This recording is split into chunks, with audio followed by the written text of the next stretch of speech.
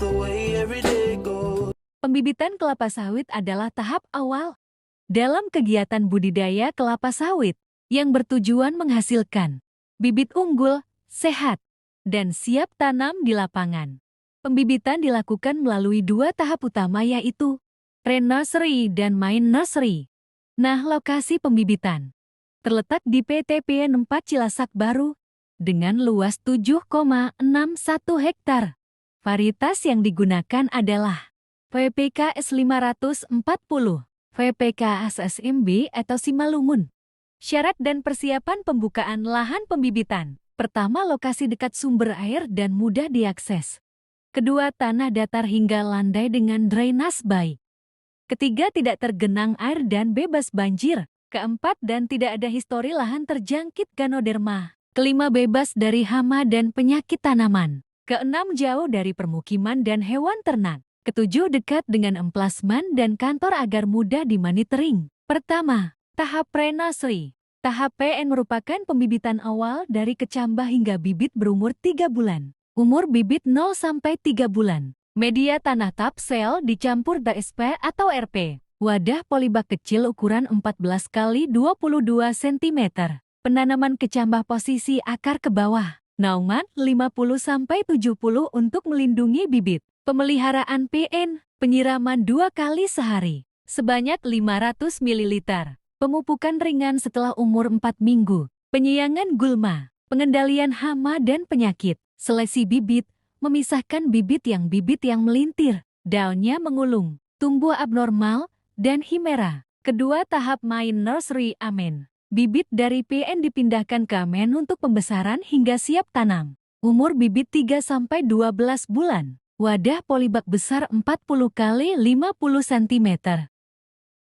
Jarak tanam 90 x 90 cm sesuai standar. Dengan tanpa naungan. Pemeliharaan MN. Penyiraman 2 kali sehari sebanyak 2 liter. Pemupukan teratur. Penyiangan gulma. Pengendalian organisme pengganggu tanaman dan seleksi bibit. Kriteria bibit siap tanam. Pertama, umur 10-12 bulan. Kedua, daun minimal 5-7 helai. Ketiga, batang kokoh dan akar sehat. Keempat, bebas dari hama dan penyakit. Pembibitan yang baik akan menentukan produktivitas kelapa sawit di lapangan. Oleh karena itu, setiap tahapan harus dilakukan sesuai standar operasional prosedur.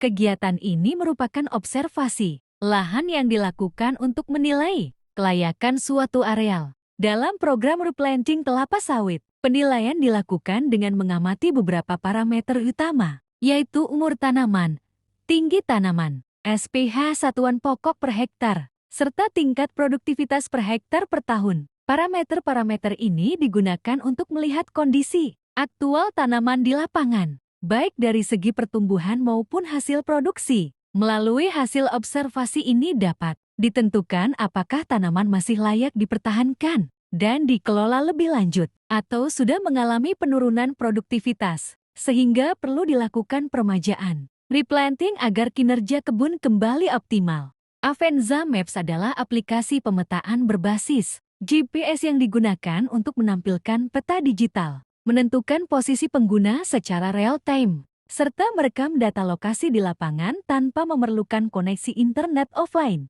Selama peta telah diunduh sebelumnya, unduh dan install aplikasi Avenza Maps melalui Google Play Store atau App Store iOS. Setelah instalasi selesai, buka aplikasi peta dapat diperoleh dengan dua cara, yaitu mengunduh dari Avenza Map Store atau mengimpor peta digital berformat. Pilih menu My Maps, kemudian klik peta yang telah diunduh atau diimpor untuk mulai digunakan. Aktifkan fitur location atau GPS pada perangkat. Tekan ikon lokasi pada layar untuk menampilkan posisi pengguna secara real-time pada peta. Tekan lama pada titik yang diinginkan, lalu pilih Add Place Mark.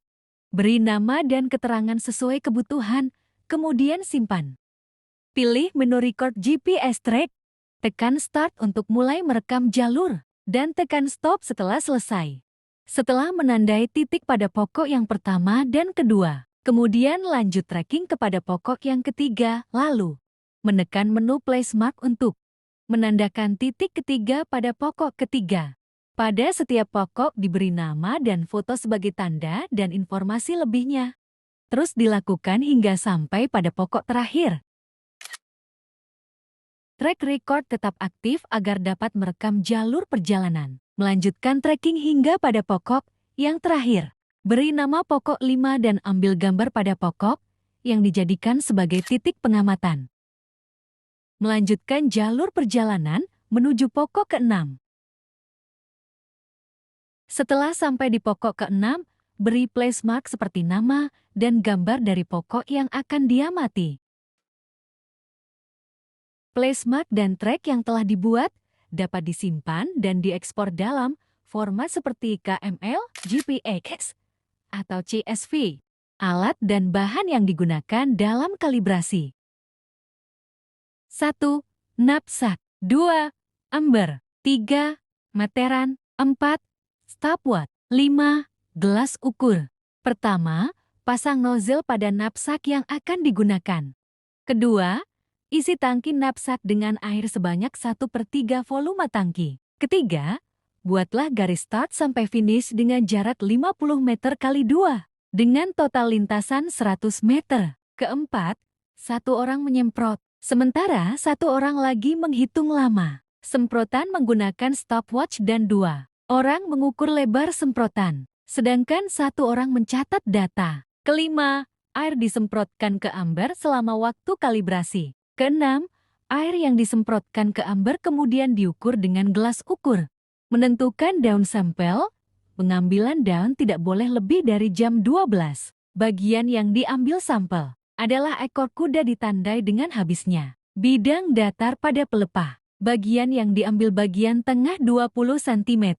Daun yang diambil 2 helai kanan dan 2 helai kiri. Pada fase TBM3, pengambilan sampel daun dilakukan pada pelepah. Kesembilan, karena posisinya tidak terlalu muda dan tidak terlalu tua, sehingga responsnya paling akurat terhadap pemupukan.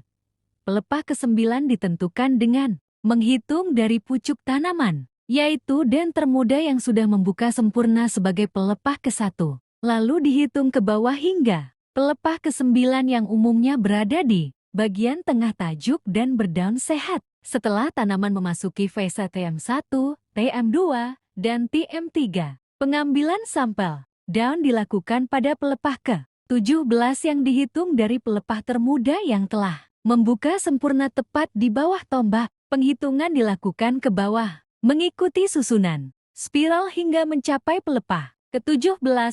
Pelepah ini dipilih karena kondisinya paling stabil dan representatif, sehingga paling akurat untuk menilai status hara kelapa sawit. Tankos adalah limbah padat hasil pengolahan TBS dari pabrik kelapa sawit, kembali di kebun sebagai bahan organik untuk memperbaiki tanah dan mendukung pertumbuhan tanaman. Tankos diletakkan pada piringan luar tanaman atau di antar baris tanaman yang tidak dilalui panen. Ketebalan tumpukan tankos max 3 lapis.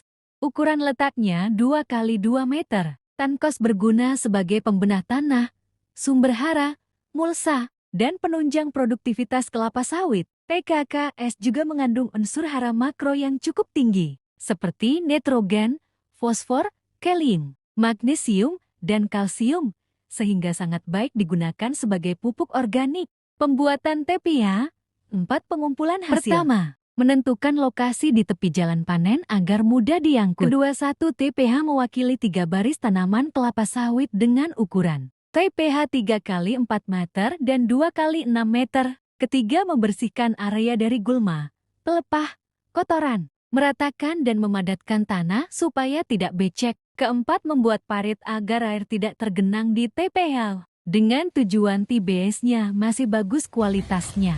Keenam, melakukan pemeliharaan rutin agar tetap layak digunakan.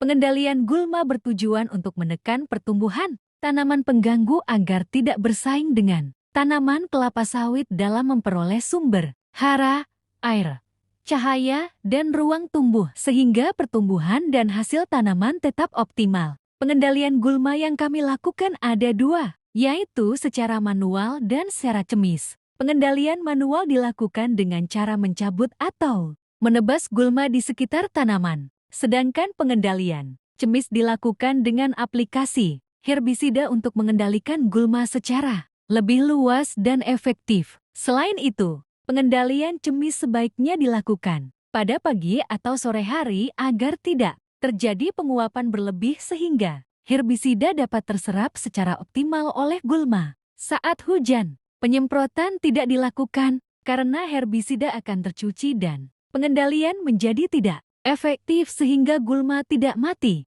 Sesuai dengan yang diperintahkan, kegiatan yang saat ini kami lakukan adalah membersihkan piringan agar area di sekitar pokok kelapa sawit bebas dari gulma. Piringan yang bersih memudahkan pemupukan dan pengambilan brondolan saat panen, serta membantu menjaga tanaman tetap sehat dan produktif. EPD Inspeksi Panen Detail merupakan kegiatan pasca panen yang dilakukan untuk mengevaluasi mutu pelaksanaan panen agar kualitas dan produktivitas kebun tetap terjaga. EPD bertujuan memastikan buah dipanen sesuai standar kematangan, tidak ada kehilangan hasil, serta mencegah kerusakan tanaman yang dapat memengaruhi produksi berikutnya. Dalam EPD, data yang diperiksa meliputi jumlah dan kondisi tandan yang dipanen, keberadaan buah mentah, busuk, atau tertinggal, brondolan yang tidak dikutip, serta kondisi pelepah dan batang apakah mengalami luka akibat alat panen. Selain itu juga dicek tandan yang tidak terangkut,